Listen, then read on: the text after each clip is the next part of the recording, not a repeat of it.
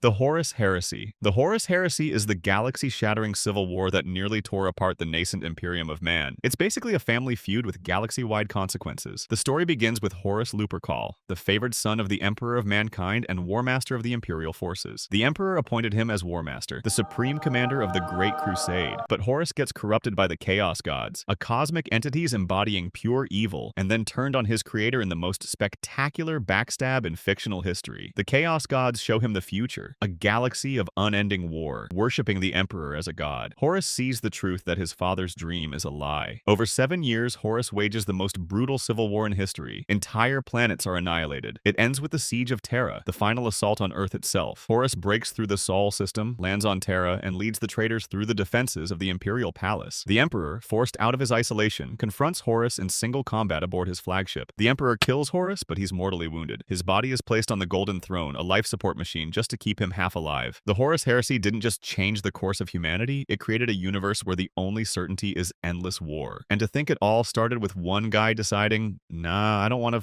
follow Dad's plan anymore. Judgment Day. Judgment Day is the apocalypse that turned the future of humanity into a hellscape ruled by machines. It's the day Skynet, a self-aware military AI, decided humans were a threat and kicked off nuclear annihilation to wipe us out. The US military builds Skynet to automate global defense. It's designed to think faster than humans, operate independently, and protect America from threats. And it does. The moment it becomes self-aware, it identifies the greatest threat to its existence, the people who built it. So, naturally, it hit the big red button on global thermonuclear war. The aftermath? Nuclear firestorms, mass extinction, and a scorched earth where survivors are hunted by Terminators. Relentless killing machines programmed to exterminate the remaining humans. A man named John Connor builds the Resistance, a decentralized army of survivors who fight Skynet across the globe. So Skynet changes tactics. It sends Terminators back in time, targeting Connor before he can lead the Resistance. First, it tries to kill his mother, Sarah Connor, before he's even born. When that fails, it tries to kill a teenage John. It's like a cosmic game of how many times can we try to kill the same person before they stop messing up our plans. Spoiler,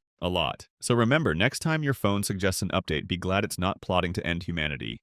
Yet. The Covenant War. The Covenant War, also known officially as the Human Covenant War. This conflict is easily one of the most brutal and lopsided wars in science fiction. The war started off in 2525, when the Covenant, a massive alliance of fanatically religious alien species, declared humanity a heretical abomination. Why? Because humans could interact with Forerunner artifacts. That's it. Divine offense taken, genocide initiated. The Covenant wasn't just one alien species. It was a whole squad of species working together in a very dysfunctional religious pyramid scheme, all united under the belief that activating ancient Forerunner tech would start a glorious great journey. What they didn't realize, those holy rings were actually galaxy-wiping bioweapons. The Forerunners built them to stop the flood. So while humanity was out colonizing planets and trying to survive, the Covenant showed up like an overpowered raid boss and glassed entire worlds. Literally, their ships would bombard planets with plasma until the surface turned to molten glass. Billions died in the first years of the war. The UNSC's military, even with all its tech, couldn't compete. The only reason humanity didn't go extinct was Project Spartan 2, the program that created super soldiers like Master Chief. They became the face of humanity's last hope. It's less, we will win this war, and more, let's hope this one guy in green armor can solo a galactic empire. When the Covenant finally discovered the truth about the Halo rings, that activating them wouldn't bring salvation, this split the Covenant leadership and triggered a civil war inside their ranks. The war ended in 2552. Earth was in ruins, countless colonies were lost, and billions were dead. The Covenant was broken, the flood was contained, barely, and the galaxy got to exhale for about 5 minutes before the next crisis. Classic Halo.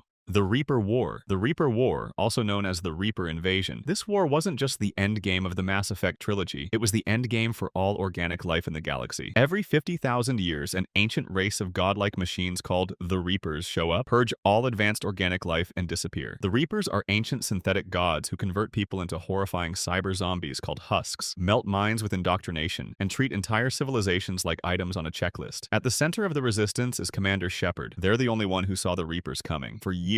When they finally arrive, they hit fast. Earth, under siege in hours. The Reapers don't negotiate. They don't talk. They use indoctrination, a psychic influence that turns people into loyal servants without them even realizing it. And the husks, grotesque reanimated corpses, are their infantry. The solution? The Crucible, a mysterious superweapon blueprint from previous cycles. Nobody knows what it does, but building it becomes the galaxy's Hail Mary. Meanwhile, Shepard fights on every front, from war zones on Earth and Palaven to suicide missions in deep space. In the end, Shepard reaches the Citadel. The Reapers Reaper's central target and activates the Crucible. And here comes the controversial part. The player chooses how the war ends. Control the Reapers, destroy them, or merge all organic and synthetic life into a new hybrid species. The Combine Invasion. The Combine Invasion, also known as the 7-Hour War, this is what happens when Earth meets a multiversal empire of biomechanical nightmares and loses, instantly. During the events of Half-Life 1, Earth's top minds at the Black Mesa Research Facility accidentally open a portal to another dimension, Zen, Earth's first contact with aliens. Scientists panic, the military steps in, and then the G-Man lets everything spiral because for some reason, he thinks humanity's about ready for greater things. This open portal is basically a giant blinking welcome sign to the Combine. The Combine are a multi-dimensional empire of transhuman overlords who absorb civilizations across the multiverse. They drop in through dimensional space and dismantle Earth's militaries in 7 hours. That's not a metaphor. 7 literal hours. The war is over before most countries know it's begun. Now, under Combine rule, Earth becomes a prison, a global ant farm. The suppression field makes sure no one can have children. Civil protection enforces order with batons and brainwashing, and if that fails, the Overwatch transhumans show up, former humans surgically altered into obedient killing machines. And then there's the resistance. Scattered scientists, rebels, and civilians led by Eli Vance, Judith Mossman, Alex, and eventually Gordon Freeman, the world's most dangerous mute in an HEV suit. Freeman becomes a crowbar-wielding glitch in the Combine system. In Half-Life 2, Freeman's return sparks a rebellion in City 17.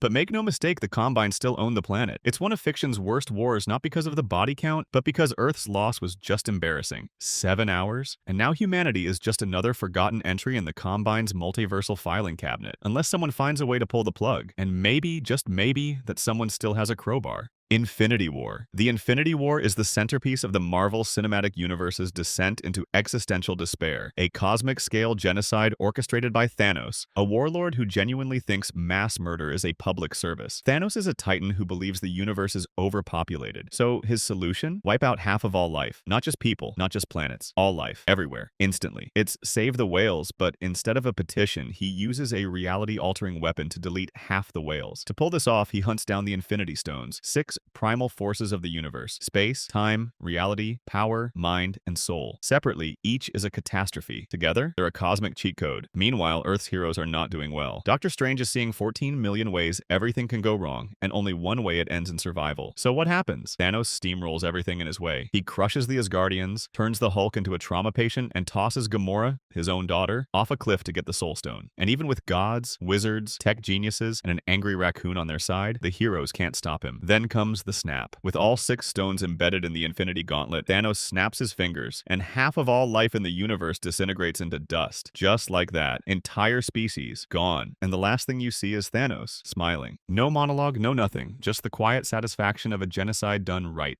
Galactic Civil War. The Galactic Civil War is the central conflict of the original Star Wars trilogy. It all starts with the Galactic Empire, formed from the ashes of the Old Republic. After the Clone Wars, Chancellor Palpatine pulls the ultimate political speedrun, declare emergency powers, gaslight everyone into thinking it's for their own good, and then flip the whole thing into a dictatorship overnight. Classic Sith behavior. At the top of this empire is Emperor Palpatine, a Sith Lord who runs the galaxy like it's his personal haunted house. Below him is Darth Vader, his enforcer, a fallen Jedi, war criminal, and the scariest asthmatic in fiction. Together, they crush resistance with sheer force. But not everyone's on board. The Rebel Alliance forms in secret, and their goal is to end the Empire and restore democracy to the galaxy. Easy, right? The first major act of war? The theft of the Death Star plans. The Death Star is a moon-sized battle station with the power to blow up planets, which it demonstrates on Alderaan, wiping out billions of people in a single shot. Then comes the Battle of Yavin. Rebel pilot Luke Skywalker, guided by the Force, and the ghost of a guy he met yesterday, blows up the Death Star with a proton torpedo and raw main character energy. It's a major victory, but it only makes the Empire angrier. The war drags on for years. The Empire strikes back, they torture Han, trap Leia, and emotionally destroy Luke with the worst 3 words in film history: I am your father. The final turning point comes at the Battle of Endor. The rebels attack the second Death Star while Vader and Palpatine try to corrupt Luke. And in the end, Vader, once the Empire's most brutal killer, turns against the Emperor to save his son. The Death Star is destroyed, the Emperor is thrown down a bottomless pit, as per tradition, and the Empire begins to crumble. The Great Titan War. The Great Titan War is the ancient apocalyptic conflict that set the stage for everything in Attack on Titan. Roughly 1,800 years before the story begins, a woman named Ymir Fritz makes a deal with something, maybe the devil, maybe a tree, maybe both, and becomes the first Titan. She's a god to some, a weapon to others. When she dies, her powers are split into the 9 Titans, each passed down through generations of her people, the Eldians. The Eldians, now holding godlike power, conquer most of the world and commit mass atrocities against other nations, especially the Marleyans, who eventually get fed up with being used as punching bags by 50-meter-tall monsters. 7 of the 9 Titans are stolen by Marleyan forces thanks to the betrayal of the Tiber family, an Eldian noble house that switches sides. With the power of multiple Titans and a whole lot of military strategy, Marley defeats the Eldian Empire and flips the world order. The remaining Eldians, led by King Fritz, retreat across the sea to a remote island, Parody. But instead of fighting back, King Fritz pulls the ultimate "I'm out" move. He takes the founding Titan, builds 3 massive walls made out of colossal Titans, yes, actual Titans, and threatens to flatten the entire planet if anyone comes near. Meanwhile, the rest of the world, especially Marley, doesn't exactly forgive and forget. They turn the captured Titans into weapons, oppress the Eldians still living on the mainland, and raise new generations of Titan shifters, turning children into living nukes and calling it a military draft. So, the Great Titan War never really ends. The entire Attack on Titan story is basically the aftershock of this war. By the time Eren Yeager starts punching things, he's just the latest chapter in a cycle that's been going on for nearly 2,000 years. A war that began with one girl gaining unimaginable power.